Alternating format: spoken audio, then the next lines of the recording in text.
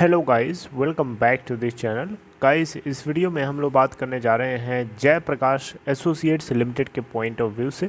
लेकिन शुरू करें उससे पहले आपसे रिक्वेस्ट करना चाहूँगा कि अगर आप इस चैनल को फर्स्ट टाइम देख रहे हैं तो सब्सक्राइब करके बेल आइकन को हिट कर लीजिए ताकि हर वीडियोज़ की नोटिफिकेशंस आपको मिलती रहें और आप सबसे पहले उसे देख पाएंगे। तो गाइस, जयप्रकाश एसोसिएट्स लिमिटेड में आप देख रहे हैं लास्ट के 5 to 6 ट्रेडिंग सेशन से लगभग 6.75 से लेकर 7.25 के बीच में ये ट्रेड हो रहा है। लास्ट डे अगर आप देखें तो इसकी ओपन प्राइस थी 7.05, वहाँ से 7.00 का लो और 7.15 का हाई बनाता है। एनएससी पे जो टोटल वॉल्यूम ट्रेड करता है 49,183, जिसमें से डिलीवरी परसेंट है 61.50%। बीएससी के ऊपर 10,95,059 टोटल क्वांटिटीज ट्रेड हुई, जिसमें से डिलीवरी परसेंटेज है 60.81% यहाँ पे भी। मार्केट कैप है 1,715.85 करोड़ रुपए। तो गाइस, अब आप सोच रहे होंगे कि इस कंपनी के साथ क्या हो रहा है। तो देखिए, जयप्रकाश एसोसिएट्स लिमिटेड को किसी भी इंसॉल्वेंट कंपनी की तरह एनसीएलटी के दरवाजे पे ना ले जा कर के रेजोल्यूशन पहले ही बाहर ही अगर कर लिया जाए तो ये बड़ा बेहतर ऑप्शन होगा। जो लेंडर्स हैं इस कंपनी के, उनकी यही प्लानिंग थी। इसको लेकर के आरबीआई से एक अप्रूवल चाहिए था। तो यहाँ पे जयप्रकाश एसोसिएट्स लिमिटेड को फ़ायदा कैसे हो सकता है, मैं वो आपसे डिस्कस करने वाला हूँ। आइए देखते हैं, कुछ पॉइंट समझेंगे और उसके बाद बात करेंगे। तो सबसे पहले गाइज आप लोगों से मैं बताना चाहूँगा यहाँ पे कि इस कंपनी के प्रमोटर ग्रुप में लास्ट एक्वाइजेशन कब किया था शेयर्स का।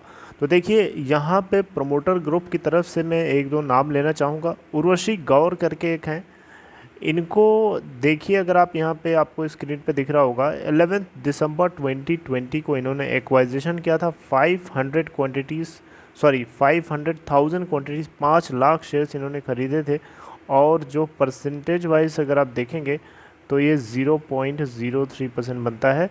या फिर अगर आप यहाँ देखें तो इसको एवरेज प्राइस किस एवरेज प्राइस पे ख़रीदा था, 6.3 रुपये पर शेयर के हिसाब से। इसके अलावा इससे एक दिन 2 दिन पहले अगर आप देखें तो वैशाली जैन करके कोई हैं, इन्होंने 9 दिसंबर 2020 को इसके 1,05,000 शेयर्स खरीदे थे, जिसमें इनकी एवरेज प्राइस थी 4.8 रुपये। और इससे पहले वैशाली जैन ने फिर से खरीदे थे 3 दिसंबर 2020 को 3,10,000 शेयर्स, जिसकी प्राइस है 4.00 रुपये। तो गाइस, ये उसके बाद से अभी तक होल्ड करके बने हुए हैं। ये प्रमोटर ग्रुप की साइड से एक्शन लिया गया था, जो कि आपको पता होना चाहिए। अगर इन्होंने सेल किया होता तो अभी तक हमें यहाँ पे इनसाइडर ट्रेडिंग के कॉलम में ये चीज़ दिखाई दे रही होती। मैं आपसे इसलिए ये चीज़ बता रहा हूँ ताकि आप लोग इसके अंदर अगर लॉस बुकिंग कर रहे हो या लॉस बुक करने वाले हो तो प्लीज़ आप रुक जाइए, ऐसा ना करिए, होल्ड करके बने रहिए। आने वाले टाइम में सिचुएशन सुधरेगी तो डेफिनेटली इसके अंदर तेज़ी देखने को मिल सकती है।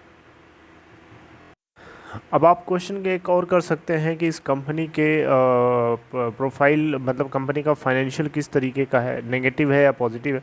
तो देखिए, कंपनी के लास्ट के 2 क्वार्टर्स के डेटा को मैं आपको शेयर करना चाहूँगा। मार्च क्वार्टर का अभी तक डेटा अवेलेबल नहीं है, लेकिन दिसंबर क्वार्टर और सितंबर क्वार्टर 3 और क्वार्टर 2 का अगर आप देखेंगे तो टोटल रेवेन्यू इनको हुआ था 1,450 करोड़ का दिसंबर क्वार्टर में, जबकि सितंबर क्वार्टर में 1,334 करोड़ का हुआ था।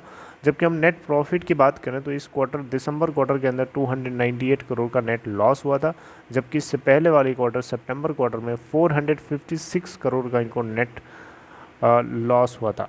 तो लॉस में कमी हुई है, ये अच्छी बात है। लेकिन अब यहाँ पे क्वेश्चन उठता है कि इसको फ़ायदा कैसे हो सकता है आने वाले कुछ दिनों में। आइए देखते हैं। तो गाइस, आप लोगों को मैंने एक दिन पहले बताया था कि जो एनबीसीसी और सुरक्षा रियलिटी ग्रुप है, इन दोनों की तरफ से जो भी रिवाइज्ड बिड प्रोड्यूस करी गई है, उसमें सुप्रीम कोर्ट की डायरेक्शन को फॉलो करते हुए कुछ डिसीजन लिए गए हैं, कुछ चेंजेस किए गए हैं।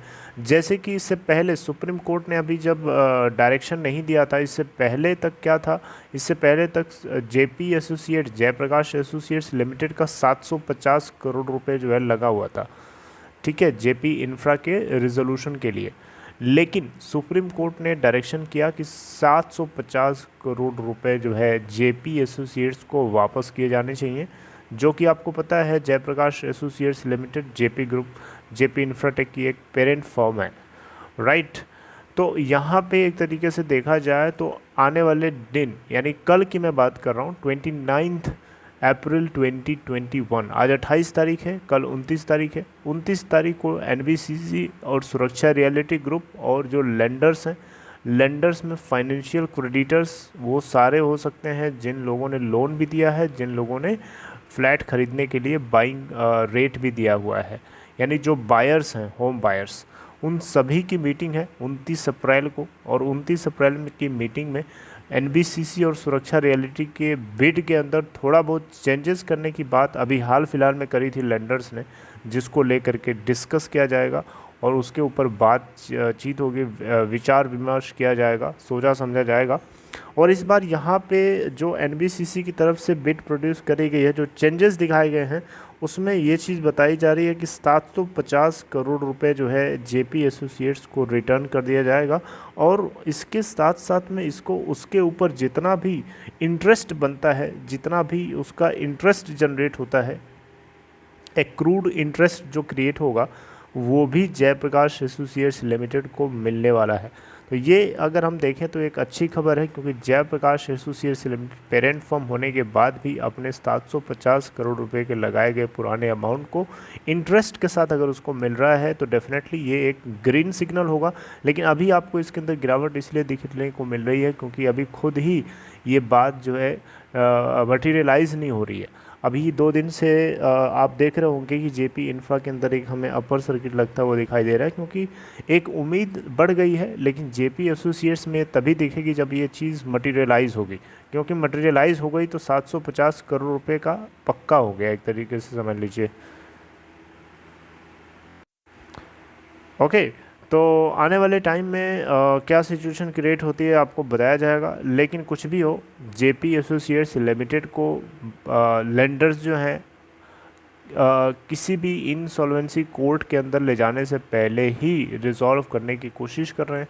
ऐसा आरबीआई के एक एक एक एक सर्कुलर है, उस सर्कुलर के अकॉर्डिंग ऐसा बैंक्स या ऐसे लेंडर्स जो हैं, जो आईसीआईसीआई बैंक जो है जिसको लीड कर रहा है, जिस कंसोर्टियम को, वो ऐसा सोच रहे हैं। बात वो अलग है, लेकिन यहाँ पे जो बात है ये अलग है।